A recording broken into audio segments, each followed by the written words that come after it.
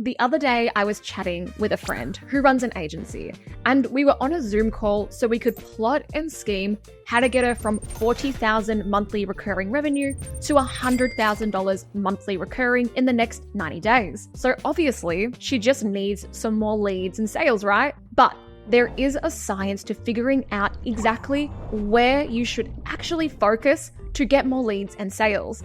These are what I call the money levers, and I'm going to show you 11 of them today. These are all the different touch points in your lead and sales system. The bad news is, just like my friend and just like the 600 plus clients I've worked with, you are probably losing money in your business, but don't even realize it by not pulling these levers.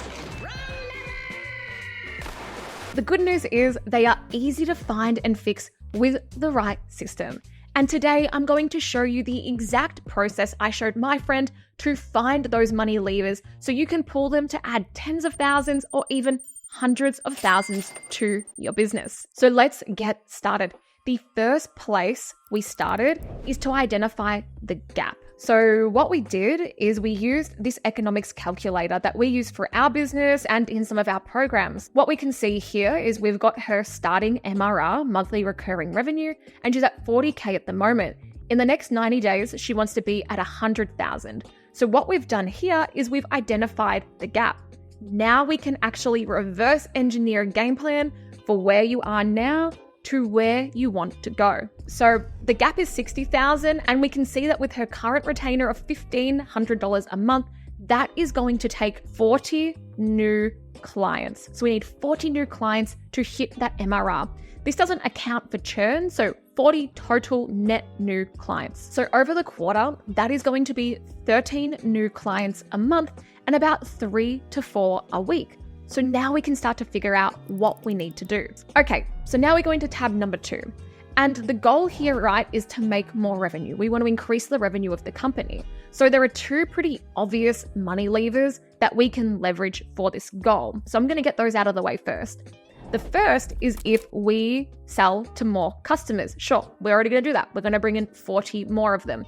But lever number 2 is what if we increase prices? So we can see now in the spreadsheet, what if we made it 20 and then our prices changed to 3,000?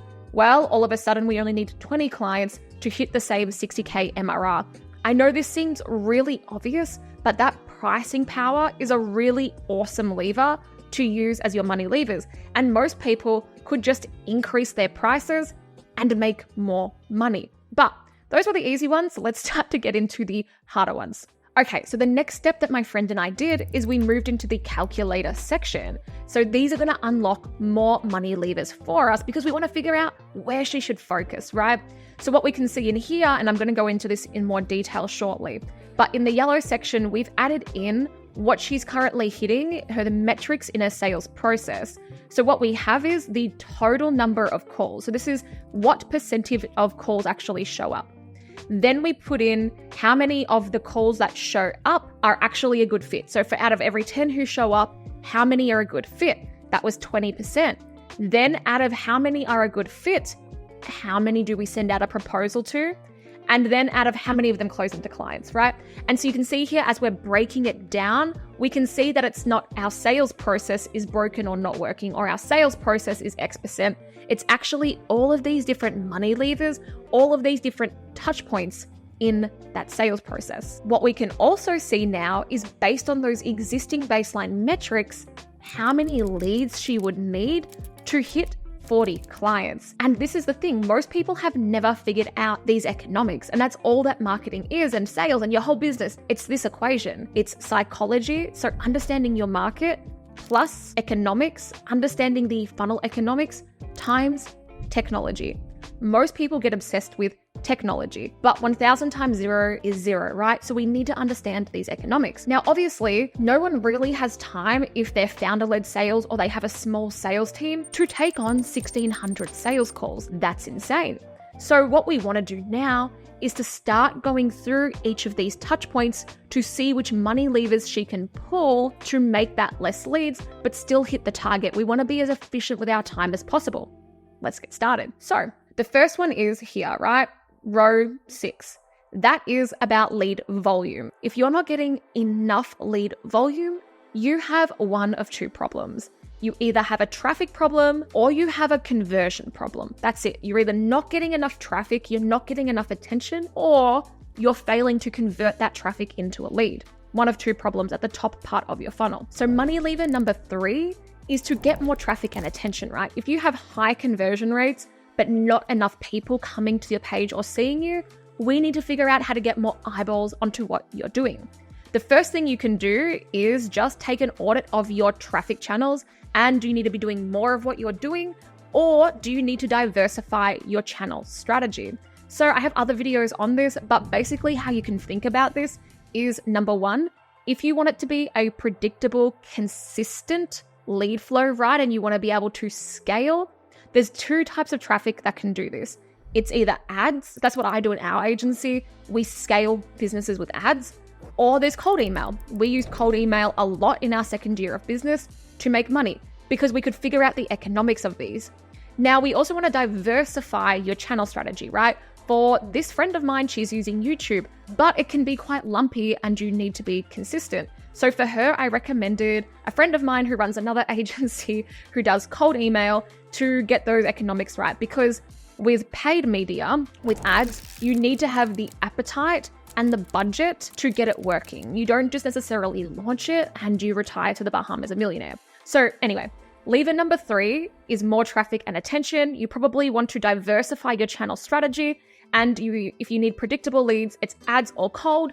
And then you also want to boost that with authority building channels like LinkedIn, like YouTube, like Instagram. Think about where your leads are actually hanging out. Okay, so what if you're getting heaps of traffic? And this is the case for quite a lot of our clients. They're getting heaps of traffic, but wow, the conversions are really low, right? So you're spending all this time and money and resources and energy to get the traffic, but they're not converting into leads or sales. Well, what you need then is a better landing page, a better funnel, but more importantly, you need a better lead generation offer. If you want someone to become a lead, you need the right offer for them to take up. Now, I have a whole 3-hour workshop on this. I'll leave the link in the description. It's $17 and I'll walk you through step by step how to create that. But now let's move into the next part, right? So 1,600 leads, give or take. That's what she's going to need with these current metrics. So let's move into the next money levers. Well, at the moment, her show up rates are about 60%. That's quite low. I would ideally have them at more like 80%, maybe more, but maybe like 70 to 80% is where you should really focus. So if you have a low show up rate, that typically means that your offer or the thing they've opted into, like to become a lead, isn't exciting and there's not building any anticipation, right? So they forget about it, they go back to their normal life, and that anticipation has closed. It's gone away. So really that 5th money lever, again, it's that offer, right? And it's creating value in the offer to cause that anticipation and excitement. For example, with this client, we could have gone to market with a free quote. Boring, probably could go and like eat paint. That would be more exciting. Instead, what we wanted to do is create something that's going to stand out from the noise and get more leads who are actually going to want to show up on the call. So yes, we build authority on the page and get them excited, but instead we did a champagne design consultation.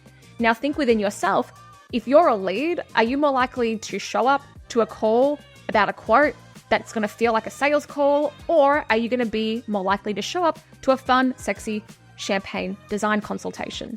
I think you know the answer. So when it comes to show up rate, if we want to increase this, there's the offer. Then money lever number 6, and this is one of the most forgotten pages or levers that people just totally disregard. This is your thank you page. And on your thank you page, we want to have a really clear video. So now I'm showing you one of our clients, and we use this thank you page to keep building that excitement, to start to create commitment and consistency, and to start to demonstrate and show like future pacing them. Like what's it going to look like after this consultation and how can we help them, right? Because every touch point in your marketing, people are just thinking, so what? Who cares? What's in it for me? So on this thank you page, we've got this video to future pace them, to get them excited, to remove that uncertainty, anxiety, and tell them what's going to happen next. We have some FAQs, and I'm going to talk about that because that helps to improve the quality of the lead. So this thank you page. Now, if you have low show up rates, money lever number 7 is something called a pre-swayed flow. So the moment that someone books in to be a lead to the moment where they actually are meant to rock up for the call, that is usually dead time. And now some people, if they do it at all, will send out the basic Calendly reminders, if they even use Calendly. Some people do nothing. So the first thing you want to do as part of this flow is if you are having no-show problems, then you probably need people to be booking in sooner, right? This is, I guess it's like 7A. Don't have your calendar open and don't have heaps of things open on your calendar, because that's going to shift the frame. It's going to look like you have all of this free time and it's not going to add any scarcity or urgency to your calls. What you want to do is have a calendar that's only open for a few days in advance and it has limited things, limited availabilities, right? Now, 7, what I was talking about, this is the pre-swayed flow. Now, what we do with our clients is we send out maybe 3 to 5 emails, and these can go out the moment they book, a day in advance, an hour, 15 minutes, whatever, right? And instead of just going, remember, you've got a call, but make sure you rock up, what we want to do is ask the sales team, what are some of the objections you get? What's some of the education that you wish people had? And more importantly, we have the testimonials in there. So showing people just like them. And that's going to, one, by having this, reminding them of what they agreed to come to, it hits that commitment and consistency, one of the persuasion triggers. And 2, it's going to get you a better qualified lead as well. So that is the no-show component. And now imagine if we execute these for my friend and we get it to 80%. We've just dropped 400 leads. Now she doesn't have to talk to an extra 400 leads.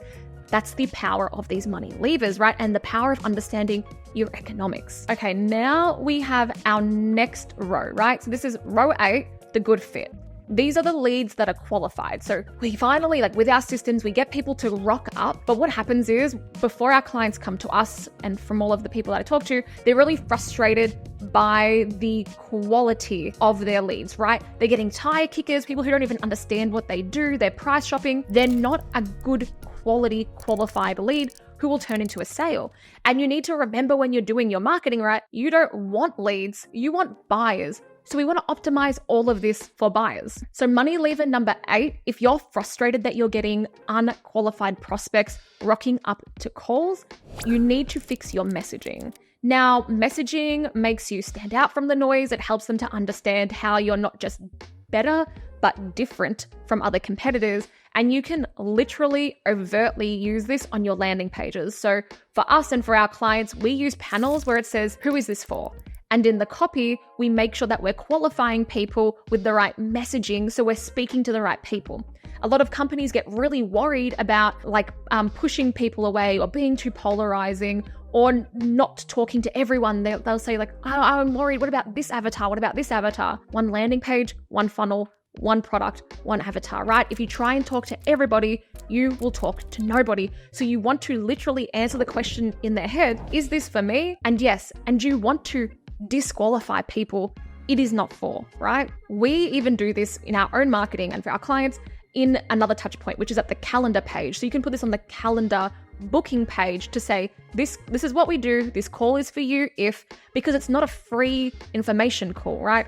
It's a sales call, but you want to give value, and that's what you do in your offer. Now, if you're getting unqualified leads, the point of your landing page or your marketing, it's like your digital salesperson, right? So what you want to do is you want to ask your sales team, you want to ask why. Why are they unqualified? And that's the thing. Salespeople are like, man, these are not qualified leads. But you need to get onto the same page of what makes a qualified lead. So for one of our clients in the self-publishing niche, what we did was we increased their lead volume by 100%, something crazy. But it didn't necessarily increase quality, right? Because this is a process. You've got to keep getting the feedback loops from marketing to sales.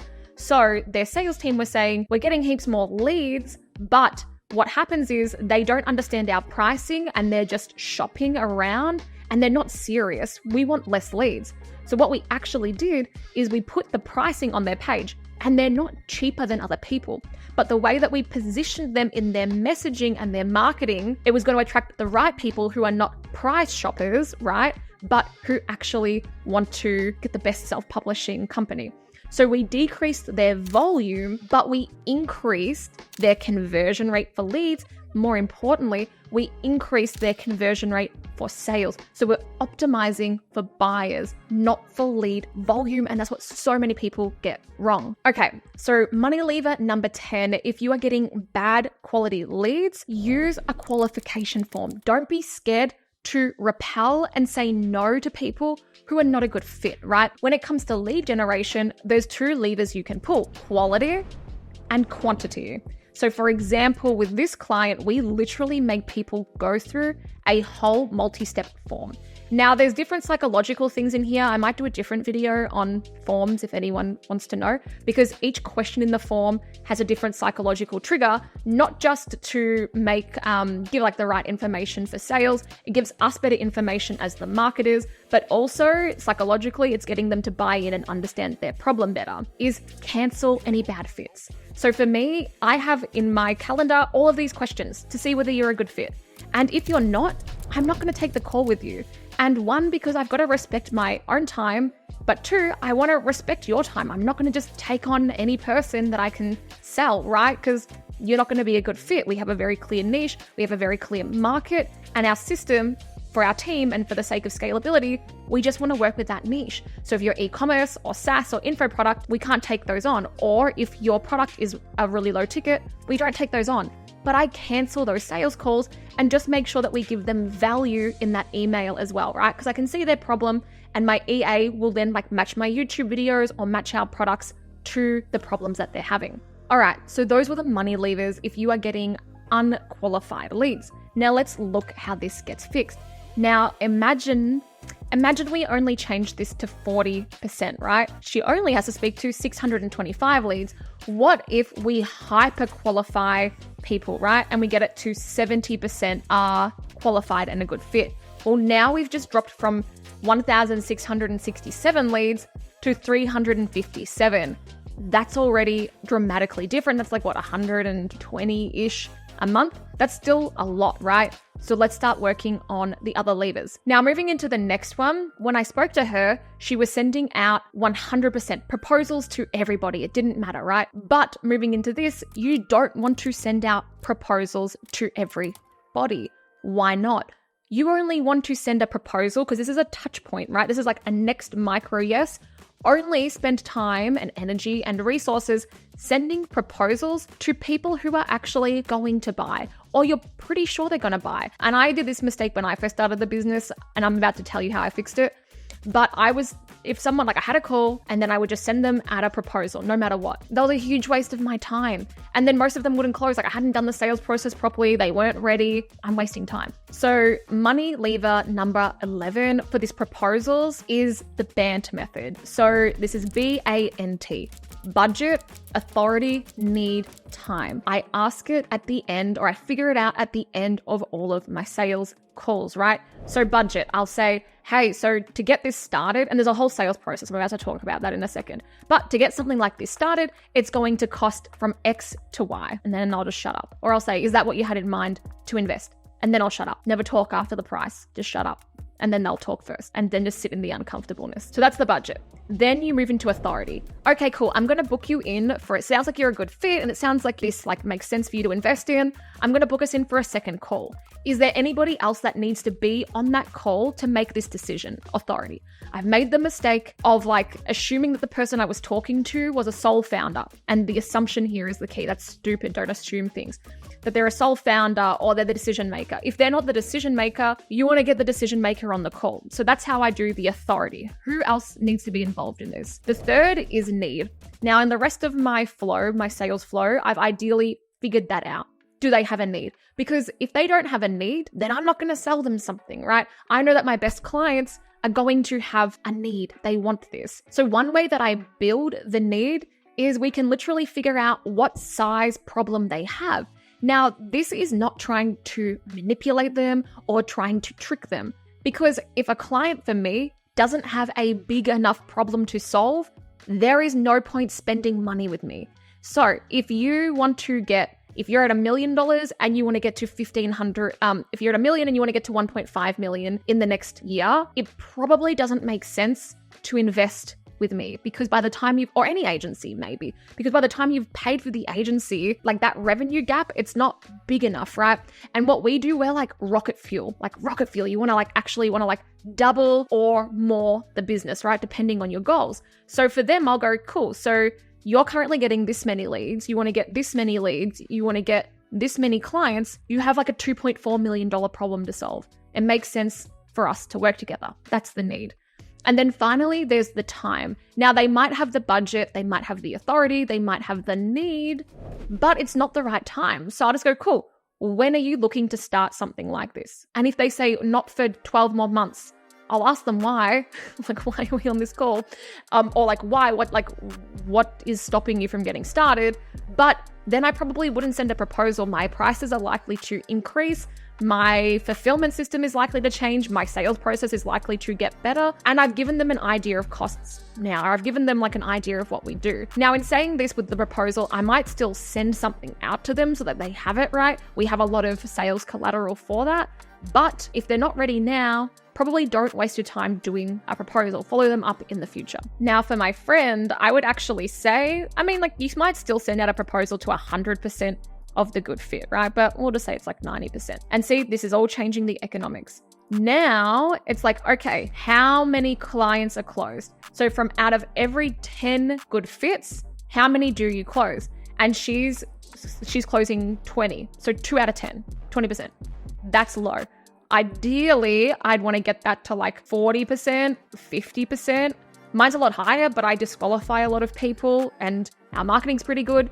And also with our clients, what I see over time is these metrics start to change as they get better, right? So if you're not closing enough, it's probably pretty obvious to say your sales process isn't very good, but actually your marketing probably sucks. And then all of these metrics up above are not layering in to this. Because if you feel like you need to close somebody on a sales call, your marketing is not doing the job. The job of good marketing is to make sales superfluous, right? Unnecessary. So it should just feel like when they come to the call, they've got the predetermination to work with you, they want to work with you. They've already watched your things or watched your VSL, or they've gone through your marketing systems. Now this is the last little micro yes. But what most people do wrong with their marketing is they're just trying to get everybody onto a call. They don't care. They just want bums in seats. And it's because they're really operating in a scarcity mindset and a very first order of thinking, right? When you set up these systems properly and you have these money levers in place, you don't operate from a scarcity mindset. And so when it comes to lead generation and marketing and business, there's this concept that I teach our clients and our team where it's harvesting for now and planting seeds for later. Some of these people might just become pipeline, right? Not everybody is going to close right now. Okay, so for my friend, she was doing 20%. I want to get to 50%. Her better marketing is going to help with that and having a better sales system. So there are several more of these money levers that you can implement into your sales process, right? Like the 2-call close process. I taught this to another agency owner and he went from 5 weeks to close to a few days. I'm not kidding you, to a few days. So I'm going to create another video that you can check out to see this sales process. So anyway, if you hate sales, but you want to make more money, make sure that you subscribe and then you'll be able to get notified when that video comes out and you can finish your infinity stones. You can get the last little piece of the puzzle that you need. But if you need help with some of these money levers right now, I've created a playlist for you so you can go through each of these videos and each of these money levers in more depth. Just click the link on the screen to get started.